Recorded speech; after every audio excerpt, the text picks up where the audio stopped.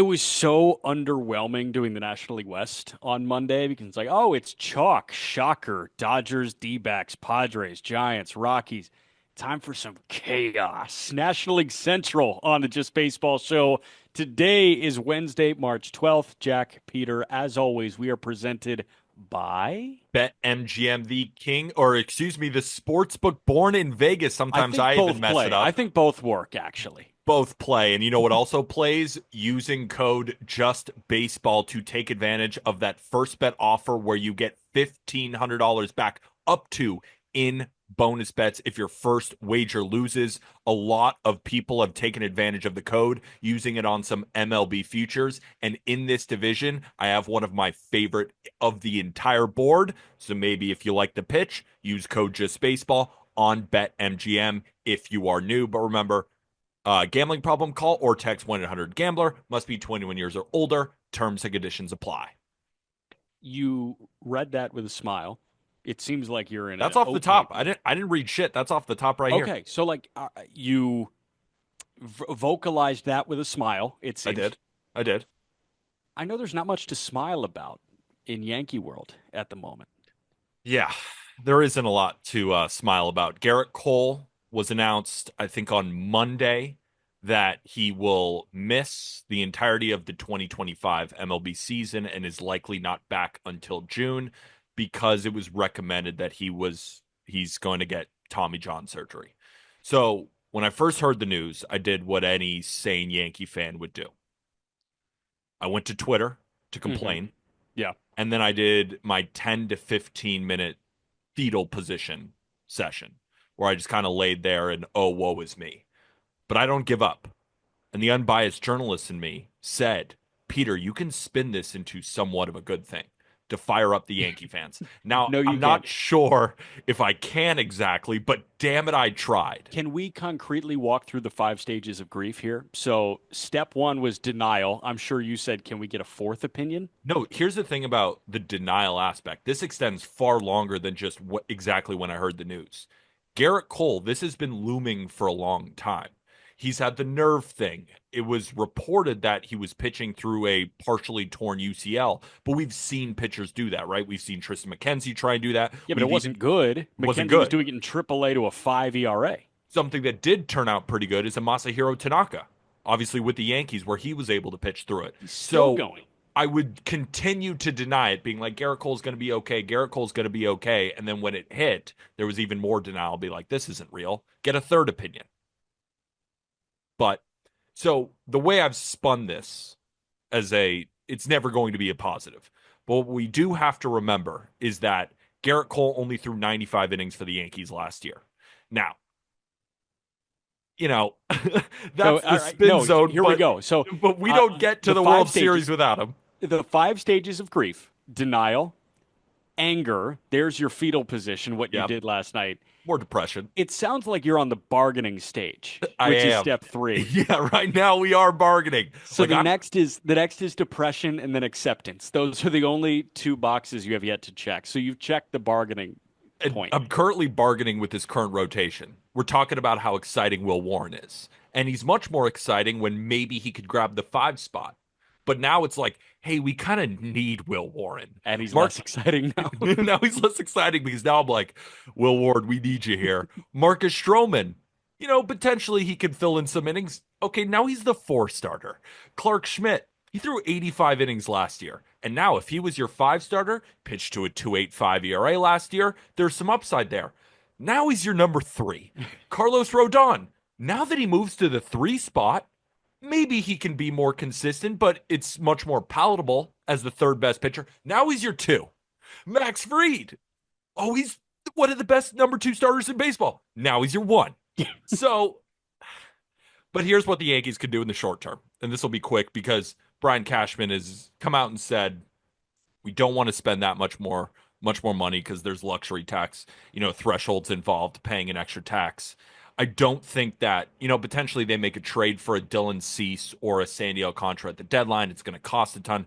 We'll talk about those packages much later because I don't think that's going to happen in the next week and a half. How can they put a band-aid on this situation right now? You can sign Kyle Gibson.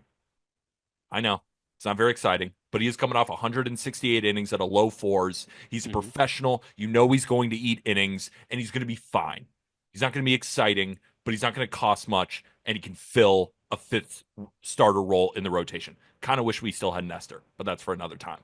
You could get creative. Spencer Turnbull is an option. The Philadelphia Phillies, he looked like a different pitcher. Strikeout rate way up. But the fact that he hasn't been signed yet tells me that his medicals are terrible because he was a guy who went down with a forearm strain. So maybe that's not your answer. Another answer, I know the Yankees have a lot of lefties, but would the Angels be interested in moving a pitcher like Reed Detmers? Huh. Again, a lot of lefties, but if the Angels just want to send him down to AAA, bring him over to New York, and we'll see what we can do with him. Because we know that the stuff is awesome. He's just gone through some bumpy roads because Get ready to learn Matt Blake, buddy. he's Yeah. clearly not managed correctly. So those are some options, at least in the short term. Kyle Gibson or trading for Reed Detmers. And if Spencer Turnbull's okay, I mean, I'll take it. Yeah. So a couple others. If you don't want to spend the cash that Gibson may command, Patrick Corbin is a Central New No, York native. stop. He's out there, and you know he's going to give Come you on. innings. Lance Lynn is a free agent, Closer, though. closer, but could Closer, also though. start games because that's what he's done for the last 15 years of his life. But I've already bought into the closer. After talking with Walker about Lynn being Yeah, potentially sure, fired up to do it, he's sure. now a closer. The other really interesting one to me, I just watched Fetty throw for St. Louis, and Fetty is clearly on the market right now. He's making about $7 million this year. Feels like that's something the Yankees could stomach. They could maybe send a little bit of cash back.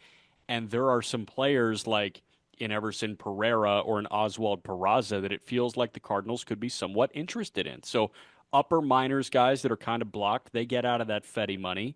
Fetty seemed like somebody that could be a good fit right now.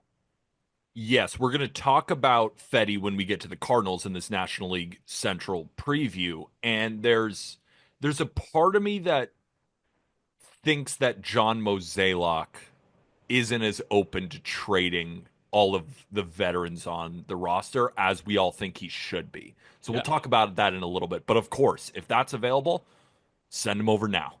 got it. Okay, so what intrigues you more, Detmers or Fetty? I think Detmers has upside. Like I've always been a believer in Sure, him. but upside and winning the World Series are different things. Yeah, I think Fetty would be the move. It just depends how many Got it. prospects the Cardinals would want. I actually view those as being near identical packages. And the thing is, you could Probably. say, wow, would Detmers may cost more because, he's got 4 years of control or whatever it is, 3 years of control. Yeah, but Detmers was also optioned last year. Like Yeah. Fetty was really good last year. So I think 1 year of control of Fetty versus 3 or 4 of Detmers is nearly identical. And I think in the Yankee situation right now where they're trying to buy some Cole time, that would be the one that interests me, especially when you got Cease hitting the open market and King hitting the open market after this coming season. Like this is your opportunity to, pay a guy a little bit of money on a 1 year deal effectively that you take on.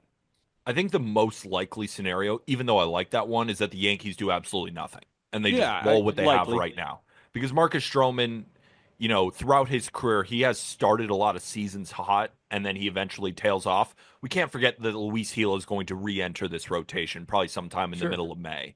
And And his Warren can eat starts. Warren can eat starts. Clark Schmidt is still a solid pitcher. Marcus Stroman is fine. Rodon is still good, and Fried's obviously awesome. So they will be fine in the short term. But, I got the fetal position out of the way. I got the complaining on Twitter out of the way. I Yeah. feel like I'm getting past the bargaining. What's next on the depression scale or 5 stages of grief? Bargaining, depression, acceptance are the final three. So we're into the depression stage. You're in the depression stage. It's moderately fair. Okay. So, and then acceptance at some point is going to be like, yeah, you know what? Will Warren's the five. Yeah. He's in the opening day rotation. So there we go. Hey, we are going to get into the National League Central preview in a moment, but did want to shout out the early returns from the Just Baseball Discord because that place is an electric environment.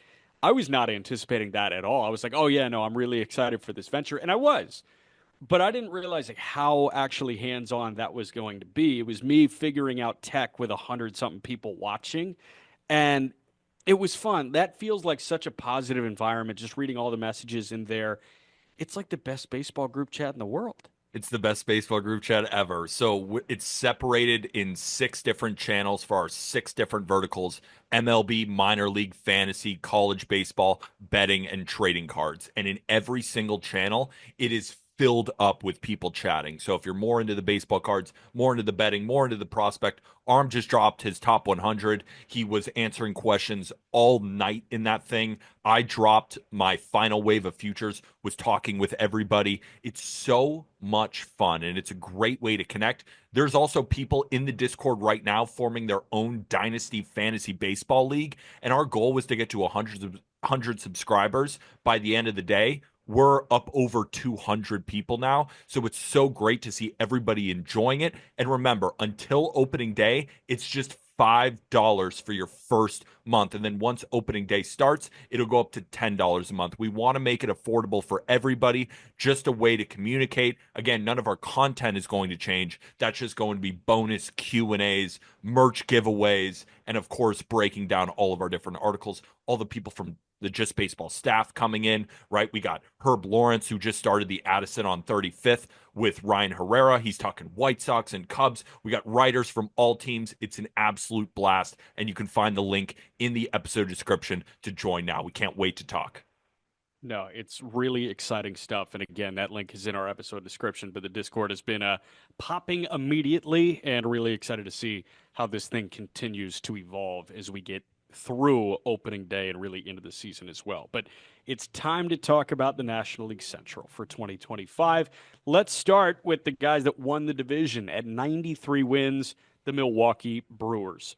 The Brewers are deeper pitching wise. I think that is the overarching synopsis of the Brewers offseason, but we're going to give you kind of that position by position breakdown. The lineup as it stands now: William Contreras is the catcher. Eric Haas is the backup. They have the best catcher in baseball. They have one of the best catching prospects in baseball, Jefferson Caro, who was in AAA, missed nearly the entirety of last year. He's going to be back in 25. He's been playing in spring training, and I think by the All-Star break, you see a catching tandem of William Contreras and Jefferson Caro, and that is the perfect blend of the present and the future. Rhys Hoskins is at first. You assume Tyler Black is his backup. You've got Terang at second. You've got Joey Ortiz probably making the move from third base to shortstop with Willy Adames in San Francisco now. And at third base, it's probably going to be this platoon of Oliver Dunn and Caleb Durbin. Quick assessment on the infield. I feel like there's really no holes to poke except third base. They're relying on a lot of Durbin there. Yeah, at third base, it's definitely going to be a revolving door, just kind of seeing what works. And the loss of Willy Adames is going to hurt. I mean, you're losing 30 home runs from the shortstop position. Not a lot of shortstops in baseball can even say they have the ability to hit 30 home runs. He's coming off a 5-win season, according to F4, about 4.8. So that's going to be a loss. And when I look at the Brewers lineup, I feel like there are 4 to 5 players in this lineup that if they are able to take a step or at least maintain what they did last year, this team can win the division again. Because we can't forget, like the Brewers have not had really any success in the postseason, but this team has made the postseason in 6 of the last 7 years and won the division 2 straight times, 92 wins, 93 wins. So I look at a lineup and I say, all right, Jackson Chorio, he just turned 21 today as we're recording, March 11th. Happy birthday, Jackson Chorio. It, the Brewers offense is going to kind of run through him because Yep. Yelich, you could say, is the most talented hitter coming off a 153 WRC plus. The issue is health, like it always is with Christian Yelich. So can he stay healthy the entire year? You don't really want the best hitter on your team to be your catcher because he's not exactly going to play every day, even though William Contreras does play every day because he plays a lot of DH. But in general, you need Jackson Chorio to take the next step. But what is the next step? And I think that's the question that will decide the Brewers offseason. But going even farther down, or unless you want to come in here. No, no, no. You're good. Like I was just thinking, I'm with you. Chorio needs to probably be the best player, although we could just see like excellence again from Christian Yelich. Like, don't forget last year, Christian Yelich put up a 3-win season in just over 300 plate appearances. No, I He know. was amazing. So, That's why I all right, said Yelich is the best hitter on this team, but yeah, but how many Chorio games probably should needs to we be the best expect? player. Yes, Yeah. exactly. So you've And then got you've got Yelich DHing, you got Chorio in right, you got Frelick in left, and Garrett Mitchell in center. Frankly, like I understand you're asking what the next step is for Jackson Chorio, but assuming he takes a moderate step forward and he elevates the stardom, and even if he doesn't get to superstardom that the most bullish of believers think he can get to this year, I still think this outfield has zero problems to it. I think this is one of the safer outfields in Major League Baseball. I guess the only reason I think it does have potential, but to say safe, I think is a little bit of a stretch just because, like, what is Garrett Mitchell and what is Sal Frelick? And not to say that those are bad players, but I don't think that you or I, or really anybody, even the biggest Brewers fans, could say we know exactly what Garrett Mitchell is going to produce this year, right? We don't know what Sal Frelick is going to produce this year. Mm-hmm. They could be good, or, I mean, Sal Frelick was a below league average hitter last year. Garrett Mitchell, through stretches, looked great, hit the ball really hard, and other stretches, not so much. So if they could be consistent and reach their potential, absolutely, this is a good outfield. But if not, which is more probable than not, just because they are two young guys and relying on two young guys in an outfield of Yeah, three, when the other spot in your outfield is 21 years old, I don't know if it's so safe. And then I look at the infield as well with Joey Ortiz, Bryce Terang. What are you? And again, I don't mean that in a negative way. It's just hard to really put a projection on this team because it could go sideways fast or it could be sure. awesome just as fast. Sure. Yeah. So I do think that the addition of Mark Canna is big. And that was a minor league deal. It was a non roster invite. I think Canna is going to be on the team. So if Canna is there, I think he can spell Frelick if Frelick is just not hitting. Although we know Frelick is a borderline elite defender in a Yeah. corner. I think Frelick is going to be amazing in left field. And Mitchell, the reason I say that is like, all three of those guys are good defensively. Yes. So Chorio, I understand using the word safe and Jackson Chorio, those should not go hand in hand. But Frelick, okay, even if he's got a 620 OPS, is it that different from what he's going to do if he maxes out his offensive potential and he's at a 710 OPS? No, from like an F4 perspective, you're right. In I think terms the of floor them, is high F4 I wise for think this you're outfield. totally right. In terms of safety from an F4 perspective, because of how good the defense is going to be, absolutely. I'm more just talking about if this team is going to win the division again, No, they they need need these guys to ball. bats. They need Mitchell to be healthy for the whole year. Exactly. And it's just hard to say that right now. And I'm also Sure. wondering what Reese Hoskins is going to give this team. I Yeah. mean, yes, he gave them 26 home runs. He was recovering from that torn ACL. Maybe it's better this year, right? He's already got 5 home runs in spring training. But at the end of the day, when we're looking at F4, he put up a 0.1 last year. He can't field his position anymore. He clearly doesn't impact the game on the base pass. So you're kind of just waiting for those home runs to come. But if he doesn't have a great offensive season, he's practically unusable. So the Brewers could be looking at a team where Joey Ortiz and Bryce Terang maintain production from last year, Hmm. and they can't really find an answer at third, and Reese Hoskins is Josh Bell adjacent, if that makes So sense. if Reese Hoskins is Josh Bell adjacent, who by the way was actually pretty good with Miami when you look at like back half I'm of not saying 23, that that's front a half of horrible 24. player. I'm just saying It's it's more of not. an It's adjacent not a guy. bad player. It's just you have this ultimate like iron in the fire, and it's Tyler Black. Like Tyler Black is just there as a safety net if Hoskins isn't hitting homers out of the gates. And Hoskins, R made the point on the call up. He looks really good this spring. So Black is just kind of waiting for his spot. I don't really love the Durbin, Oliver Dunn, Andrew Monasterio, let's try it at third base thing. I'm not saying that grabbing Yohan Moncada is the answer, but I'm just saying, like, you have a lot of good prospects. Maybe think about trading for a third baseman. Although Durbin could step into a role and swipe 35 bags and have a 740 OPS, and I'll be very happy with that third base production. Just, I look at the infield and I'm hoping for a little bit more boom. Like, just a little bit of boom or bust potential. And it just feels like this whole lineup is just kind of safe. Yeah, it's so funny. You keep using the word safe, and I don't think it's safe at all. I think it's, but again, you're talking about from an I'm talking F4 from a war perspective. perspective. You're Yes. talking from are Yes. they going to hang 15 on me on a Yeah, on a I think, random Tuesday night? and I think that is what will be the X factor for the Brewers. because it's like, who's the X factor on offense? Could you say Garrett Mitchell? Could you say Joey Ortiz? Could you say Bryce Terang? Could you say Sal Free? Like, you could just keep saying these names. So I think the X factor for the Brewers offense and a way they win the division is if a lot of those young guys that I named outside of Jackson Chorio, if they are able to maintain or even take a step up offensively, this team's going to win 90 games again. It's just hard to project that in. But I have the Cubs and the Brewers like tied to win this division from a win total perspective, which we will go over win totals more in depth, closer to the season. But, it's hard to know exactly what the Brewers offense is going to give you. Funny enough, I feel like I kind of know what the Brewers rotation is going to give us. So that is what separates, I think, Milwaukee from Chicago. Because Hmm. Chicago, I have some questions once you get past Steele and Shota. What does the second act from Jamison Tyone and Cubs threads after he was really good last year? I know it's like third act for Tyone, but after a good 2024, what does 25 look like for Tyone? What does it look like for Matt Boyd? Hand up. Is it awesome? I think the Cubs rotation is better than the Brewers. Okay, I disagree with you. Okay, good. We're cooking already. Let's get after it. Yeah. So the Brewers rotation as it stands right now is Freddie Peralta, Tobias Myers, Nestor Cortez, Jose Quintana, Aaron Savali as it stands right now. That is not factoring in Logan Henderson, Carlos Rodriguez, Chad Patrick, even Jacob Mizorowski when he's ready to go. Woodruff is coming back this year. That's the big one for me. Mhm. If they run out of five of Freddie, Woodruff, if he looks right, Tobias Myers in the fastball, Nestor and Quintana, I think 1 through 5, I'll put that against the Cubs.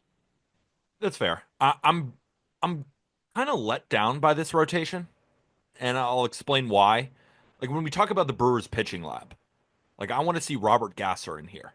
I want to see DL Hall in here. I want to see Aaron Ashby in here. See what they could be. But unfortunately, all of those guys are hurt. Aaron Ashby Correct. actually just went down with an oblique injury.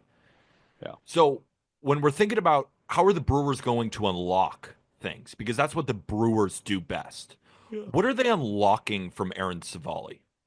What are they unlocking from Jose Quintana?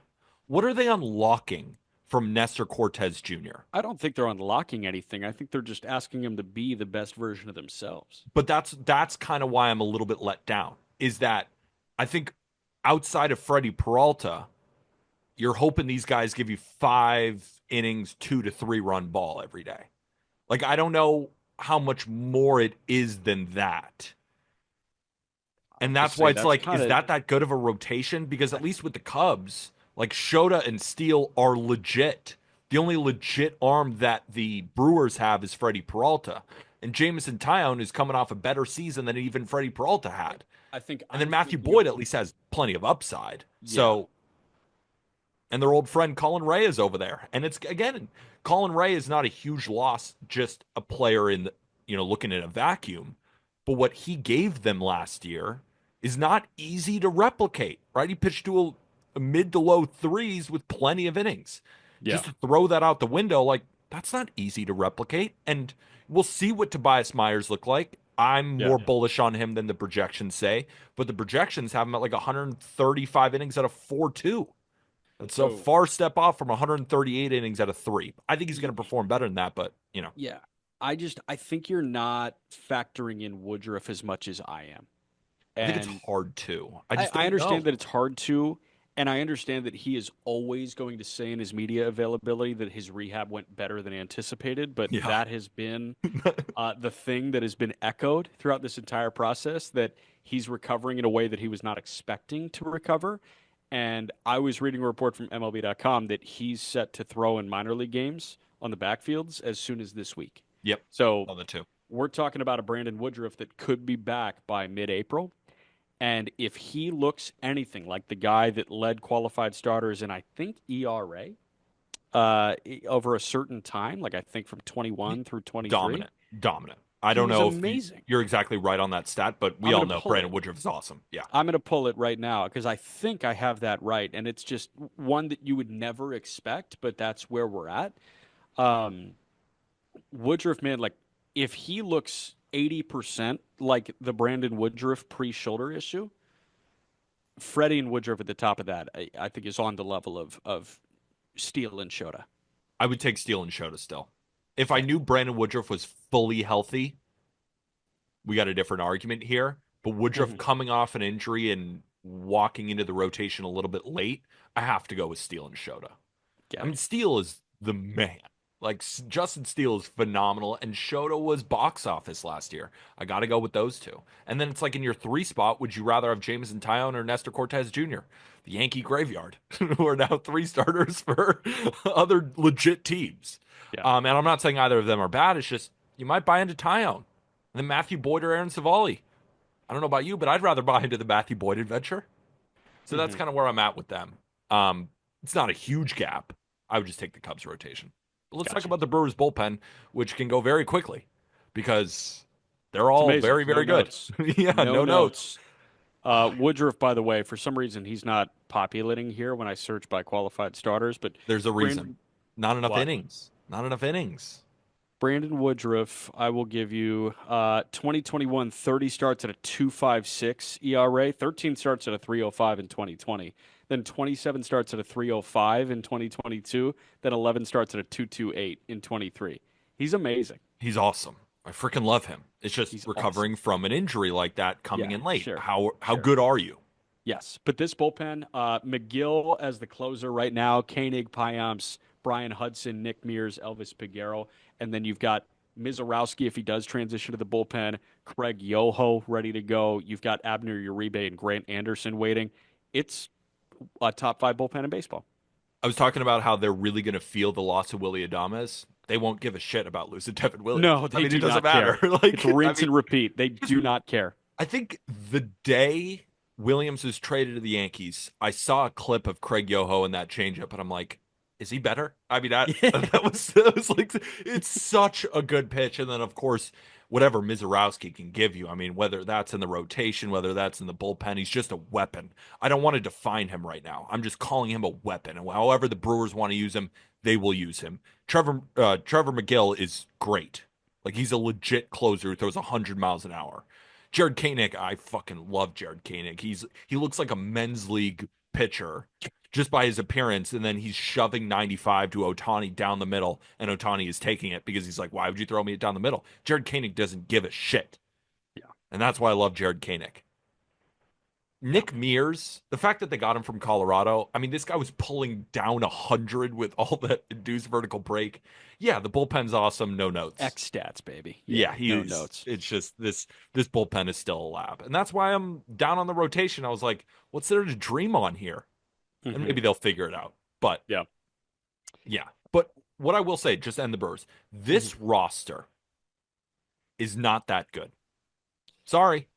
But I trust the Brewers. I think this roster, if the Brewers are able to win the division again and win 90 games again, they are firmly in the two, three, four best organizations in the sport. I For think sure. they already have an argument for that. But if they are able to do it with this roster, I mean, you can't just lose Birds and lose Adames and lose all your good players and then just keep winning the division. Best orgs in baseball right now. You're not saying like you're not factoring in the Red Sox and the Yankees right now. You're talking just success, like how you optimize your everyday structure. It's Dodgers are a clear cut one, but then after that, I feel like you go to Tampa, Cleveland, and Milwaukee. Probably. I mean, it's funny. It's like, are the Astros in that boat for the Yes, the absolutely. maintained dynasty? Houston is absolutely in that boat. Seattle should be in that boat as And well. and the Yankees should be in the boat. They haven't gone under 500 in 20 years. I mean, Yeah, the Red that's because they Sox. spend every year to get there. Yeah, I know, but I mean, they haven't been under 500 in 20 years. So, the Braves have a great organization. I would Yeah, put the the Braves Braves. are in there too, but I Yeah, feel like, you internally is looking at that structure where you're like, okay, if Tampa's in there, then Milwaukee has to be in there, then Cleveland has to be in there. But I think yeah. Atlanta and Houston are right there with the Dodgers right But now. here's what I mean by solidifying that. If the Brewers win the division again and win over 90 games, which I'm not counting out at all, I Yeah, just said the roster isn't good. Who gives a fuck? They've had bad rosters before and they've right, completely turned it around and they're right. awesome. If they win the division again and win over 90 games, I don't even care about their postseason success because at the end of the day, it's a crapshoot. Yeah. They are, I think, the second best org in the sport. I don't Wow. think that's crazy if they do this again. I think it's a Not little yet. crazy. I think it's a little crazy because I mean Atlanta is just right there with the Dodgers. I know, So but the Braves have spent good money. They've made trades. Yeah, the Braves, they're right there, they're and right there. Houston's right there. So, Yeah. all right, we're gonna get to the Cubs, who I think Peter has winning the division in a moment. But before that, quick break. Hey, Chicago, what do you say? The Cubs might win 90 games this year. We'll see. The Cubs. Their catching situation right now, Miguel Amaya and Carson Kelly, who they signed on a free agent deal, is the catching duo that will probably break camp, although Moises Ballesteros is getting close to forcing some hands. I have no idea if he can catch, but the bat is big league ready. First base, Michael Busch, no problem. Justin Turner is his backup. Second base, you've got Nico Horner, no problem, but John Birdie is filling in right now because Horner is on the shelf with flexor tendon surgery. So it's Birdie and Vidal Brujan at the moment. Shortstop, Dansby Swanson. At third base, seems like Matt Shaw is going to make the team. You also have the Rule 5 pick Gage Workman, who has been one of the best hitters in Major League Baseball during spring training. This offense, or this infield, pardon, looks really like not great right now, but once they get Nico back, it's a little bit more filled out. For me, Shaw's the X factor. I just point blank, I stop it there. Matt Shaw is the X factor. If he looks like a top 15 third baseman in baseball immediately, I'm ready to say the Cubs can win the division. Yeah, I think he's going to win Rookie of the Year. I mean, he is just raked through every single level of the minor leagues, and he can play multiple positions, right? Nico Horner is hurt now. He will be back relatively soon. You could also play him at second. Of course, you can play him where he's probably going to play, which is third base. But when you look at this lineup, Jack, like compare this one to the Brewers, I don't even think it's that close. I mean, this At lineup, full health, it's the Cubs. Yes. it's stacked. I mean, Ian Happ, Kyle Tucker, Pete Crow Armstrong in an outfield. That is legit. DH Seiya Suzuki, one of the better DHs in baseball. Their infield, Michael Busch is an average, maybe above average first baseman. Nico Horner is a well above average second baseman. Dansby Swanson is above average shortstop. And I think Matt Shaw this season could be an above average third baseman. And you Yeah. could say, well, the hole is at catcher, right? With Miguel Amaya and Carson Kelly. Well, Carson Kelly is a pretty damn good backup catcher. And Miguel Amaya at least showed with the bat in the second half that he's not some pool noodle that just Yeah. sits back there and plays defense. Yeah. This is a really good lineup. And I guess the only thing that I want to add, other than just saying it's really good, is I'm excited to see what an offense built around Kyle Tucker looks like. Mm. And not to say that, you know, there aren't other great hitters on the Cubs, but when you compare them to the Astros teams of the past, there's not as much pressure on a Kyle Tucker when you have Altuve, when you have Alex Bregman, when you have Yordan Alvarez. But on a Cubs team in your walk year, where you're the focal point of the offense, what does this season look like? Does he Yeah. rise to the occasion? Does he come close to winning an MVP, then enters the open market and says 450 or hang up the phone and I want more? Or first season with a new team, Wrigley, weirdly, from Baseball Savant's Park Factor, was kind of tough for lefties to hit home runs last year. It's year to Which I year, don't sometimes believe. with the wind. I'm calling Yeah, BS on that. and that's totally fine. It was weird. It was like an off season. So I don't Yeah. really know how to project fully this what Wrigley Field is going to look like for left-handed hitters this season, but it's just a fascinating concept. And that's why I'm so excited to see what a lineup looks like when Kyle Tucker is the focal point. Yeah. No, that's a really interesting point that I didn't even think about because there's nowhere to hide for him. And, there's protection, clearly. Like, Yeah. guys Which look like good. Seiya, guys like Michael Bush, like that's protection, but it's not Dansby, Jordan and Nico. Altuve and Bregman and even a Yiner Diaz. Like Yeah. if Diaz is going, there was a chance and it never got to this point, but Jose there was Abreu, when he was good for a second with the Astros too. I don't think he was good for a second. Wasn't he good for he was good for a year or maybe a postseason run? Are you sure? I think he was if I remember correctly, I Are remember Jose Abreu being good for a little. Are you? You know what? I think I'm with you. I think there was a 3 week stretch there in 2023 that he was actually pretty good, and it resulted in a 680 OPS on the season. All right, so never mind. I'm pulling up the splits in 2023 because I won't be able to move past this mentally Okay. until I validate what you're saying right now. Yeah, You mean- 821 OPS in June of 2023. That, yeah, So I was right. cool. Yeah. Dude. Oy. So I'm with you. I think there is a very valid point there when it comes to protection, but I'm with you. Like this offense is better than Milwaukee's, but I lean Milwaukee's rotation, and we'll just get the bullpen out of the way before the rotation. Milwaukee's pen is running circles around the Cubs. This is Usain Bolt versus me. Yeah. To be, I This mean, this this is is hydrogen bomb versus coughing baby. no. This I'll is say exactly what this is. Usain Bolt in sandals, and give me the best running shoes on the planet. He'll dust me. Dust. But so, and Cubs fans don't want to hear that because they've been worrying about bullpen woes since Craig Kimbrell was here. Hmm. And I think like worst case scenario is that Ryan Presley is the closer all year because that means nobody stepped up Yeah.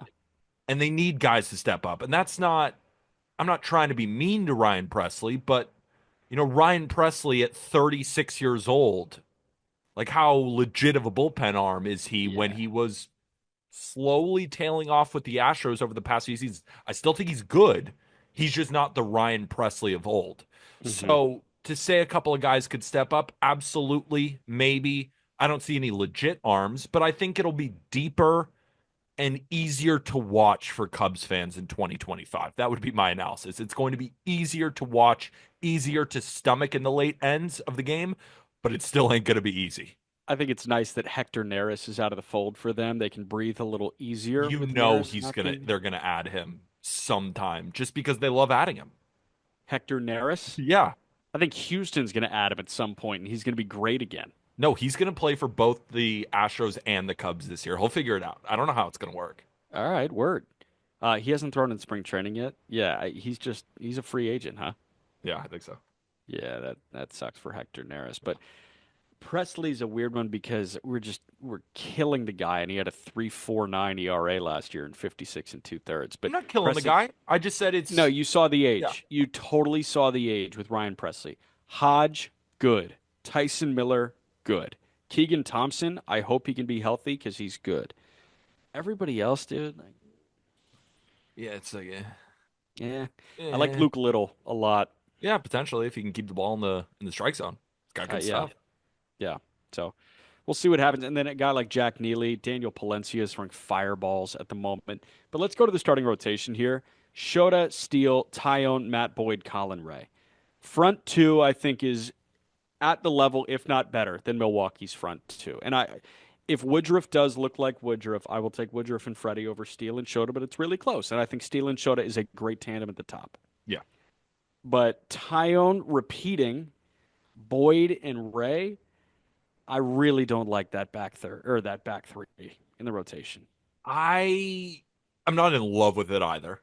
I'm not over here being like, Jack, you don't think Matthew Boyd's gonna win the Cy Young? No, I mean, I am excited for what Matthew Boyd could be. Hmm. Towards the tail end with the Guardians, his stuff looked legit. I mean, it was 95 at the top of the zone with the fastball with a really, really good sweeping slider. And he was racking up the Ks for the Guardians. So if he can do this over an entire season, you got a really good pitcher here. But I think that's wishful thinking. I think Yeah. it's wishful thinking to think, oh, yeah, 150 to 170 innings for Matthew Boyd, and he's going to exactly look like he did with Cleveland. I think that's wishful thinking. Yes. Can he give you 130 at a 3.9? Yeah. I think it's Yeah. very a likely scenario. Is Tyon going to put up a low threes next year? No. Could he put up a 3.8? Absolutely. Yeah. So it's like, I don't think that these guys are going to have or flash like Tyon a really good season or Boyd flash a really good 50 innings and then just prolong that next year. But I don't think that they're just going to travel into the abyss either. I think they're going to be fine. Like Jameson Tyon versus Aaron Savali next year. Hmm. Probably the same thing. Yeah, but Matthew Boyd or Nestor Cortez Jr. I'm stacking. Probably the So same like thing. same thing, but I lean Nestor, and then if you instead put Tyone against Tobias Myers, like I think I lean Tobias Myers. But yeah, I guess right now you It's would. just depending on who you stack against. But with Tyone, like he doesn't have the upside of Tobias Myers, but he has a much longer track record of eating innings. And Yeah, Tobias sure. Myers is still a young pitcher. Yeah, So it's yeah, you can go back and forth. I feel safer with those top two. I think Tyon is going to be slightly above average, and I like yeah, the upside of Matthew Boyd. And Colin Ray, like, I mean, if we could talk about guys coming close to replicating a 2024 season, yeah, if he's a 3.9 ERA and 140 innings, it's pretty good too. So I yeah. see where you're coming from with the Brewers rotation. If Woodruff is back and firing on all cylinders, Yep. I might come over to your side. But as of now, I'm taking the Cubs rotation. Got you. All right, St. Louis. St. Louis. St. Louis, the Cardinals, as it stands right now, their lineup, Ivan Herrera, Pedro Pajes are the catching tandem. You've got Wilson Contreras playing first base for the first time in earnest in his major league career. Last time he played there was in September of 2029. Gorman at second, it seems like right now. Then you got Mason Winn at short. That's no problem. Arenado at third. You also have Thomas Sajazi factored in somewhere. And then the outfield, Donovan in left, Nootbaar in center, likely. I just watched him start in center today, and Jordan Walker in right. Alec Burleson as the DH, Michael Ciani and Victor Scott as outfield depth.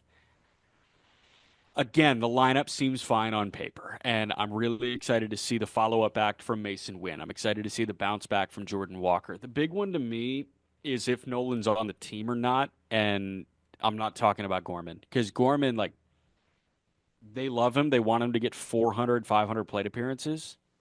He struck out 37.5% of the time last year. It was the second. You go Major League Baseball players with 400 or more plate appearances last year. 37.6 was the second highest clip in Major League Baseball, only behind Jose Siri, who was traded for a minor league reliever. Like, they want Gorman to get 500 plate appearances? Yeah, I don't exactly want to pile on Nolan Gorman, but I do think that this is funny, and maybe you agree with this. Right, he has one of the highest strikeout rates in baseball, but don't you also view it as like worse when you watch him? Like it seems like his strikeouts, like he's like 4 feet from touching the ball. Like Yeah. it's like when Javier Baez was swinging and missing so much, and he had a really high strikeout rate, but it looked worse because it was like you seem like you can't read spin at all. Yeah, I right. mean, And like that, it's like you have no idea if it's a slider or a fastball, and you're just swinging. for me, That's why that's we're kind of the so Gorman nervous feeling. Yeah. about Nolan Gorman because it's like, can you read what's coming out of the hand? That's what my big thing is with Nolan Gorman is beyond just the number on the page. Yeah. Watching him, I'm like, oh my god, you don't know what pitch is coming ever. Yeah. It is a little weird, and I understand hitting is the hardest thing to do in Major League Baseball. So we're not Oh trying to yeah, pile on. It's just like feels like a weird guy to say like we want to get everyday reps for. And in Arenado, I understand getting out of the money, but Arenado is also a future Hall of Famer. I do like the idea of Nootbaar playing center instead of relying on Ciani or Scott hitting. yeah. And I want Scott to prove it in AAA. He'll go back to Memphis, I think, to start the year, and he's going to get a chance to play every day.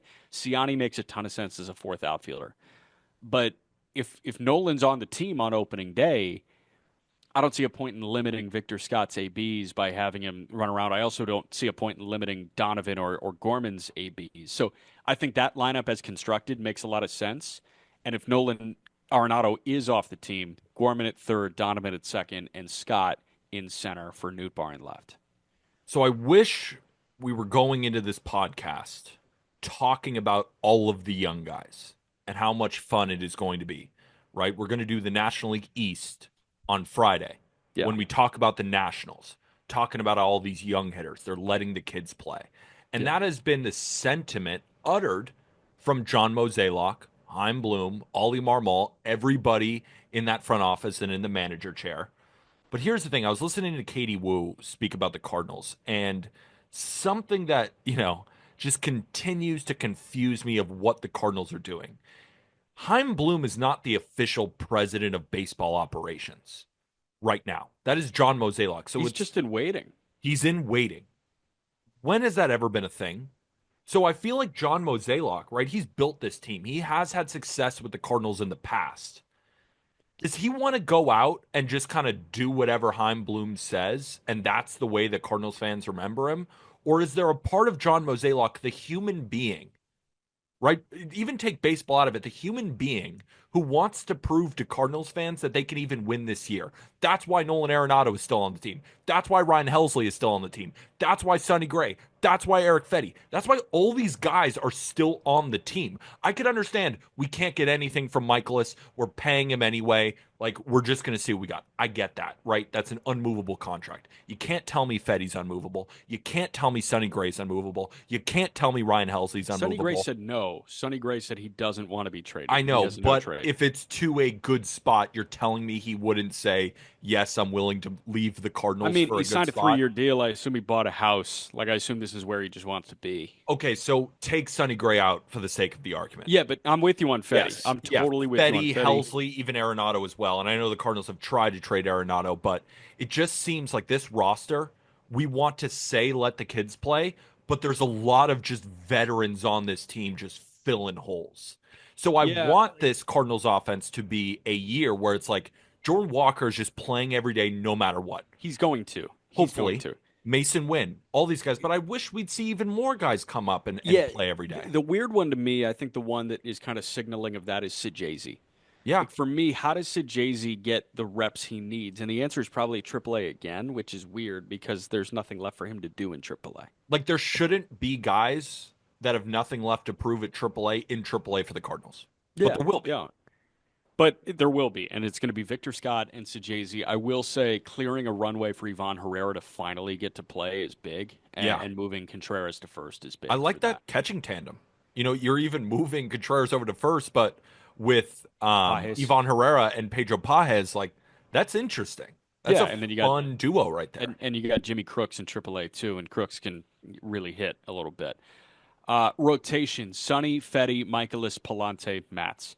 Whoever they can move, move. Quinn Matthews is waiting. Tink Hence will be up at some point if he bounces back from injury. Like this is just a sitting duck rotation to me.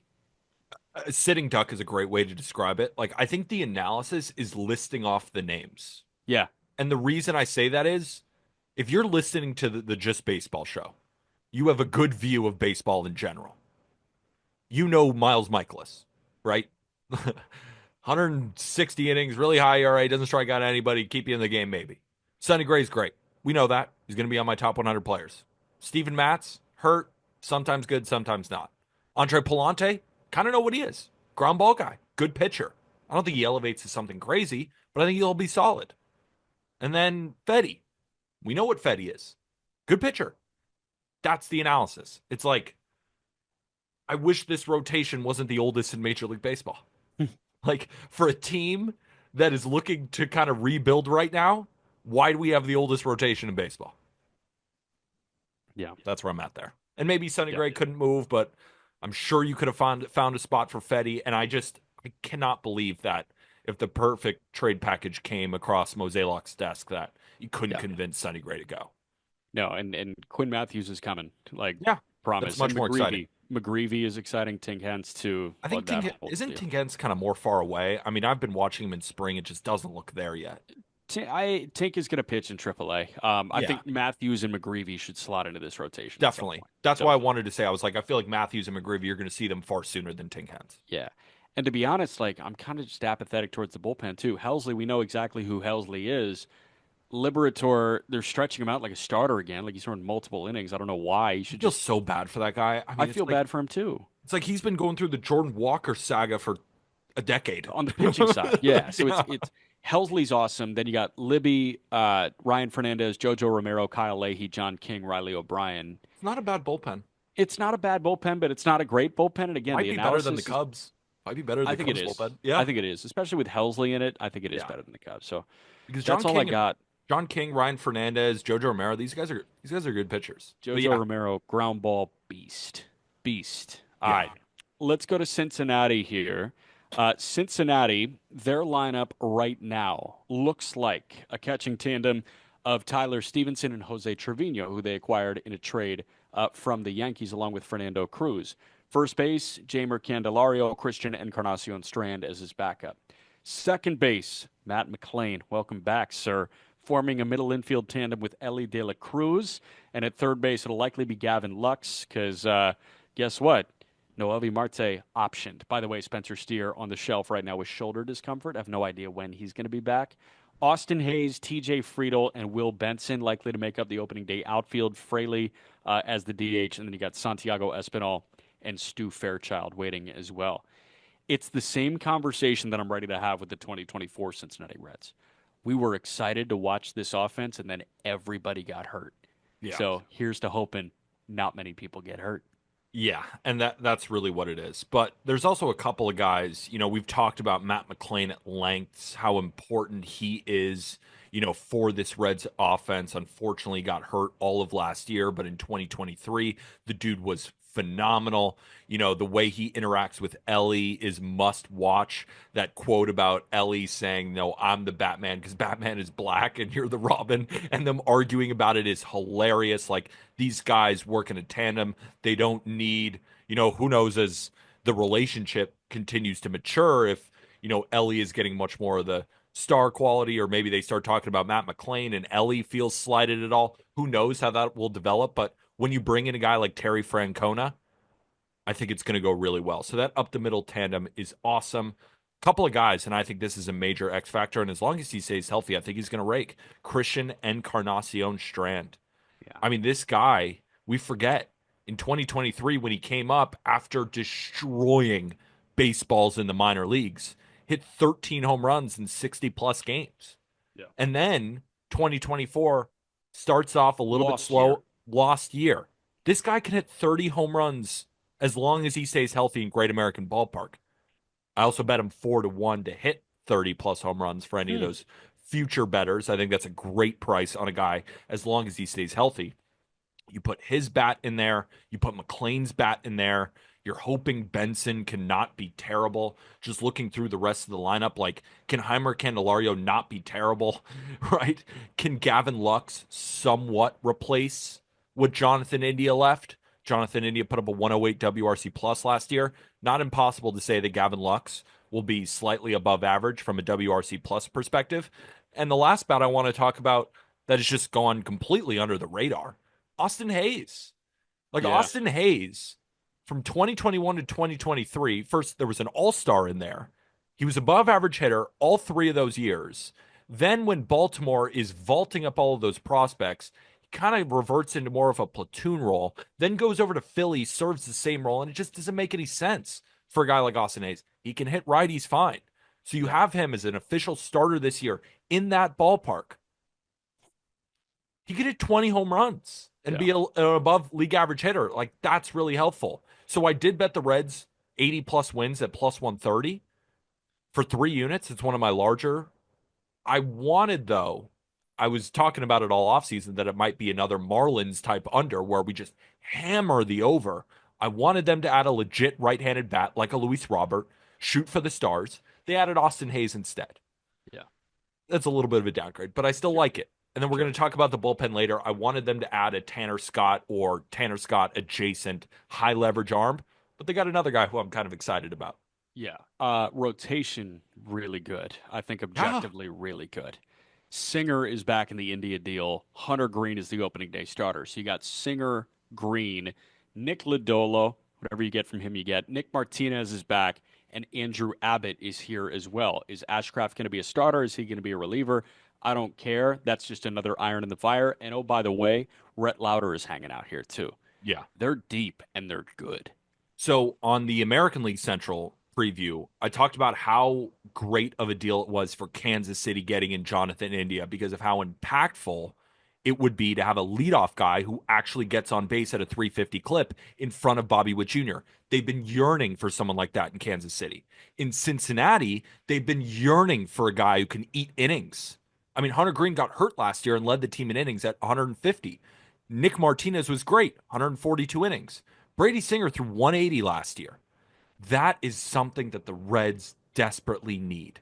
Can we get someone to actually pitch into the sixth inning consistently every fifth day? Because when we talk about injuries, we talk about injuries to the lineup. We don't talk as much about the injuries to this rotation. It just felt like it's a lot of Brandon Williamson. It's some Carson Spires starts. It's Yeah. like guys who truthfully have no business being a consistent starter for these teams, but they get injured, or the other Yeah. guys get injured all the time. Graham Ashcraft, guys like that. So to bring in Singer, to bring back Martinez, you got Hunter Green healthy. Now Andrew Abbott, instead of maybe your ace at some points, is now your number five. Another reason to be bullish on the Reds in 25. Yeah, I'm totally with you, man. Like this rotation is legit, legit. And the bullpen, Alexis Diaz, you're hoping regains that form from 2023. Taylor Rogers was a legit good pickup. Yeah. And oh, by the way, you got Fernando Cruz hanging out here too, No, no? Fernando Cruz is a Yankee. Trade for Jose Trevino. Oh, that's right. That's Yeah. right. Yeah, my bad. No, But here's the that's what thing. happens when I disappear every day for 6 hours to just call spring training So baseball. Fernando Cruz, it's good that the Reds got rid of him Why? because do you know what his career ERA is in Great American? At like 5.5? 5.3. You know what it is Yeah. on the road? 3.67. So it's just Really? he was not a guy who fit in the Reds ballpark. And it's not like going over the Yankee Stadium. Who knows? We'll see. Maybe the Yankees, fool with his pitch mix, whatever. It's not about Fernando Cruz. But that loss for the Reds is not as damning as Yankee Twitter is making it out to be to Reds fans. That's all I want to Yeah. say. Yeah. So they bring back Brent Suter, which was an interesting one. Barlow is there, Santillan Mole, Pagan. They've got some guys that throw fuel in the minor leagues, and Zach Maxwell and Luis May. But Taylor Rogers, I feel like, is the pickup you wanted to highlight. Nope. And it's not even a pickup. Graham Ashcraft in the bullpen. Sure. Yeah. Graham Ashcraft, if you look at his stats, first time through the order, 3.4 ERA. Second time through the order, 5 ERA. Third time through the order, 6.5. But what's the allure about Graham Ashcraft as a starter? He throws gas, right? He throws a 96 mile an hour cutter. He throws a hard slider. Does that remind you of anybody in a bullpen? Maybe on the other side of the pond, or however they describe it in Ohio? In Ohio, Ohio's not a pond, There's but no he's ponds in not Ohio. Class A. He's not Emmanuel Class A. He's not Class A, but he's got the starter kit to dream on. He could be the Kmart version of Emmanuel Class A. And if he's the Kmart version of Emmanuel Class A, we're in business here in this Yeah, it's a bullpen. setup guy. Because you Yeah. have Alexis Diaz, you have Taylor Rogers, and can Graham Ashcraft dig a role for himself in this Yeah. bullpen in one inning spurts with that type of stuff? That's really exciting to me. So I think this is a great, like the Reds. Graham Ashcraft at the time was the third best pitcher in this rotation, followed by Nick Lodolo, who gets hurt every 5 minutes. Yeah. Now Graham Ashcraft can find a role in this bullpen and really reinvigorate his career because he's Sure. still got great stuff. So that's the guy I'm keen in on in this bullpen.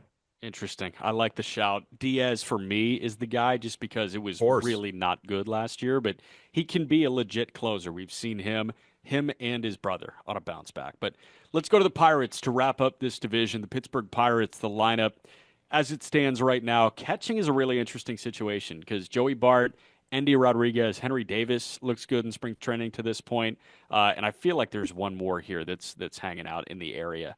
Although it's not loading for me on Fangraphs for some reason, but it's probably going to be Bart and Henry Davis to start, and Rodriguez kind of builds up a little bit after missing last year with Tommy John surgery, although I think Andy is the long-term answer. Yeah. At first base, with Spencer Horwitz on the shelf with wrist surgery, is it non-roster invite DJ Stewart? It might be. Yeah, probably. Second base is Nick Gonzalez. Shortstop is Isaiah Kiner Falefa. And you've got Ke'Bryan Hayes at third base. Jared Triolo is infield depth along with Adam Frazier. And then in the outfield, Tommy Pham, who they signed, O'Neill Cruz in center, and Brian Reynolds in right, with Andrew McCutchen DHing and Jack Sawinski likely serving as the outfield depth. This was the most frustrating offseason in Major League Baseball. The Pirates had an opportunity to add a single bat. I'm okay with the Tommy Pham get if he's a bench short end of the platoon guy, but that was their splash, along with trading their best starter, not named Paul Skeens, after the All-Star break for a guy that showed up with wrist surgery. Like this one, this offseason would have drove me up a wall if I was a Pirates fan. Couldn't agree with you more. I want to punch a hole in the wall just looking at this offense, knowing what they have in the starting rotation. So I can't imagine what diehard Pirates fans are feeling right now. And it sucks too because it's like when the Pirates were good, relatively, right? When McCutchen was an MVP candidate, when they had other young guys, the prospects were coming up the pipeline exactly like what they have now with the Paul Skeens being an MVP candidate, honestly. They added guys like AJ Burnett, remember? Russell Martin. They at least added guys on multi-year deals who could help. They didn't. Like Tommy Pham is your addition on offense. Trading for Mhm. Spencer Horwitz is your addition on offense when you do have to go and give them Luis Ortiz in exchange. This offense is terrible. Terrible. I mean, there's no other way to put it. It's terrible. It's going to be, they finished 27th in OPS last year. I wouldn't be surprised if they replicate that. The one saving grace, I mean, if O'Neal Cruz, because I just watched him hit a 115-mile-an-hour rocket, 17-degree launch angle, Jack, on that home run from O'Neal Cruz today in spring training. I mean, he is, if he develops into something amazing, great, right? But what if he gets hurt again? And I'm not saying that we're projecting out injuries, but I think it's fair to say for a guy now playing center field who has a history of injury concerns to Without, to not yeah, bring it up is not even doing my job as a no, journalist. and without Cruz in that lineup, I mean that lineup is brutal. Yeah, like I'd at least rather watch the Marlins lineup. I'd rather watch the Nationals. I'd rather watch the A's lineup than this lineup. Like the only line, I'd rather watch the fucking White Sox lineup than this lineup if O'Neal Cruz gets injured because at least I can dream on guys. Who am I dreaming on here? How many more years and how many more times does my head have to hit the pillow to dream on Cabrian Hayes? I think no, Hayes, you might be close to done, but I feel like you can dream on some role players elevating, like Nick Gonzalez taking a step up, Nick York taking a step up. At the I'm same with you, like, position? and well, York can Yeah. bounce around a little bit. He's kind of got that utility role, and Billy Cook can form a platoon with somebody. But even then, like, I'm laying all these things out, and I hear myself when I'm saying it. It's like there's no star there. Like, Well, it's O'Neal just Cruz maybe, and then Brian Reynolds is like Ian Happ adjacent. Ian Happ with no glove, Yeah, like adjacent. Ian, like just a 125 WRC plus. I, Yeah, I'd take the bat over Ian Happ's, but the glove. Like Ian Happ is a better player. yeah, sure. So I don't know, man. It's just it's frustrating, and I feel for you, Pirates fans. Like, don't you want to come up with an X factor? Like, who is it? I mean, if O'Neal Cruz is awesome, they're a York, bottom 10 offense still. York, and Endy Rodriguez are my two. Nick York and Endy Rodriguez are my two X factors because those are exciting young pieces that I think you can start to like kind of build a future around with O'Neal Cruz How is IKF the starting shortstop? I mean, because they traded for him. I know. No, I know. I know why he is. It's just, Yeah, why is he? yeah, Like, I know I the get it. answer to the I get question, it. but I hate the answer. Yeah. The rotation, Skeens, Keller, Jones, Andrew Heaney, Bailey Falter, as it stands right now. Bubba Chandler and Thomas Harrington should be ready. Yeah. By June 15th, this lineup is going to be fun to watch every night. The problem is the other half of the game is not going to be fun to watch every night. Yeah, but like you said, Harrington, when I was listening to you guys, I think you were talking about on the call up, like prospects with the Highest highest floor. floor, and you Yeah. brought up a pitcher being Thomas Harrington. And I was like, wow, Jack thinks highest floor? Like, I don't know much about him. So I went to go watch. I was like, oh, yeah, duh. I mean, it's a good fastball. He's got good breaking balls. He knows where it's going. Like, yeah, I cannot see him not being at least a five starter. And then you have Bubba Chandler when we're talking about highest floor. Like, I don't know. In terms of floor, you would know better. But in terms of ceiling, I mean, it's a bazooka fastball. Yeah. It zooms out of his hands, kind of similar to Jared Jones. And Yes. then you got fucking Jared Jones.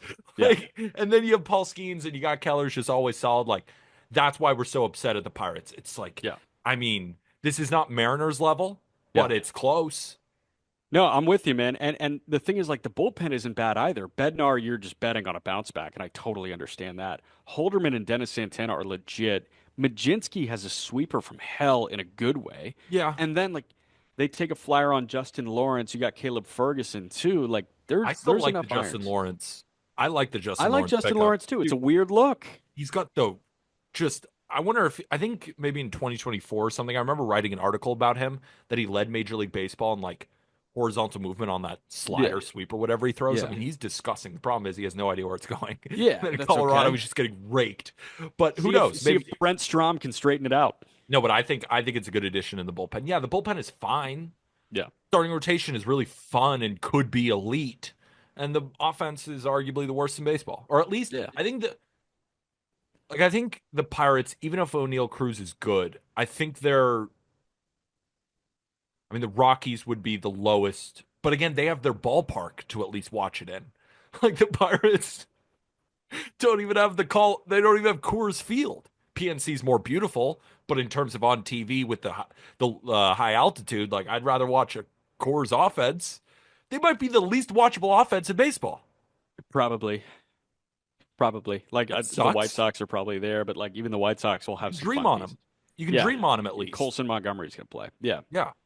I hear you. All right. Last but not least, I'll go first with our predicted order. Go ahead. It's so tough at the top.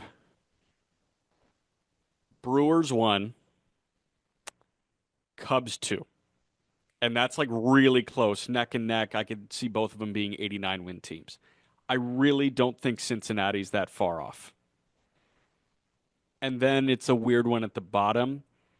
I think St. Louis ends up selling off some assets, and that Pirates rotation's really, really good. So I think I go Milwaukee 1, Cubs 2, Reds 3, Pirates 4, Cardinals 5. Yeah, I could see it. Mine's a little bit different. So, my predicted order for the National League Central, give me the Cubs to win this division.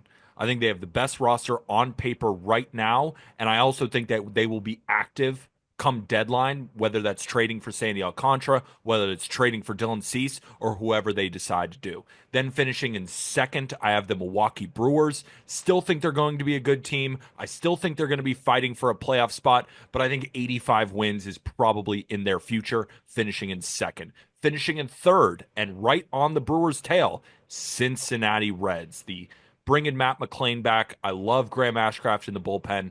I think Christian Encarnacion Strand hits 30 home runs this year, and they're in the 82 to 83 win range. Then coming in fourth, I still think the Cardinals are better than the Pirates Okay. because I don't think that the Cardinals are going to have this massive teardown like they should in John Mozeliak's And one like of I his think they final might. years. Yeah. They Yeah. might. They might trade a piece or two, but it won't be a full teardown. And the Pirates finish in last because I have no faith that they are going to act at the deadline. I have no faith in this offense at all. Paul Skeens is amazing. Jared Jones is amazing. Bubba Chandler can be amazing, but it's just not enough. Even if they give up one run, that might be enough for the other team to win. So to recap, Cubs, Brewers, Reds, Cardinals, Pirates. Take us out, baby. I'm going to dinner. He's going to dinner. In the meantime, while Jack is eating, that was a horrible transition, but rate and review on Spotify and Apple Podcasts. It's the best way to support the show, as well as liking, subscribing, commenting down below what you think of all of our takes, and make sure join the Discord. It is the best baseball group chat ever. Make sure it's only $5 to join. You can find the link in the episode description. Go get yourself some Just Baseball merch. You know, I'm rocking the athletic tee. You're like, Peter, where's your hat? I'm always rocking Just Baseball merch. Be like me. Don't be like Jack. He's Mike got the Flag. freaking Mike Flag's microphone. not for sale. Go check it out in the merch store down below. For Jack McMullen, I'm Peter Apple. We will see you on Friday for the National League East. And then on Monday, my top 100 players in Major League Baseball. Gross. It's going to be a movie. And with Gross. that, thank you, everybody.